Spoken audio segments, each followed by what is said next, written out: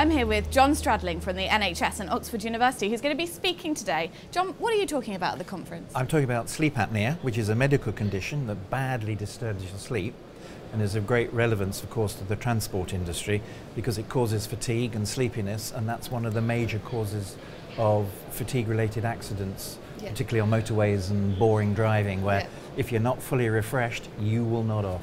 And it is quite a prevalent problem in the transport industry specifically, isn't it? I think drivers? It is actually. We know about 20% of accidents are probably due to fatigue, and maybe half of those may be related to sleep apnea.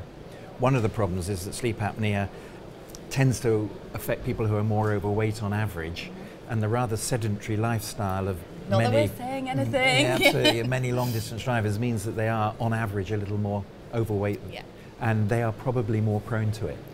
I mean, on the whole, such drivers are some of the safest drivers on the road, but unfortunately this disease is not a respecter of, your driving safety. It will affect anybody with excessive daytime sleepiness. Absolutely. So are you here to raise some awareness? Yes, I'm part of something called the OSA Partnership, and their main aim is to try and raise the profile of sleep apnea. Unfortunately, if you're a driver and you're worried you might have sleep apnea, you're probably worried you're going to lose your license. And therefore we do think there's quite a lot of this, and drivers are not confident about coming forward, particularly given that the NHS doesn't necessarily give a highly responsive service. So one of the things we're campaigning for is what we call a 4-week wait, which is if a patient or driver goes to their GP and says, look, I'm a bit worried I've got sleep apnea, he can guarantee to be treated and back on the road within 4 weeks. And that is utterly critical to giving drivers the confidence. Otherwise, excuse the pun, you'll drive it underground and people won't come forward, and of course that's the worst of both worlds.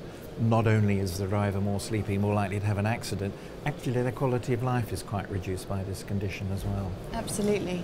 So what should operators be doing to look after their drivers if they think they're at risk? I think they should thoroughly reassure the driver that if there's any suspicion they've got sleep apnea, it will be taken seriously.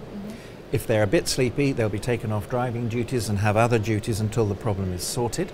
So if a driver comes forward, they must act extremely supportively. That's the first thing. If drivers aren't coming forward for whatever reason, then we're advocating some kind of a screening program. And there are very simple screening programs that start with a simple paper-based questionnaire, and if that's positive, you move on to a second stage. And we're already working with a company who are very keen to do that, because they've understood that they don't want their drivers falling asleep.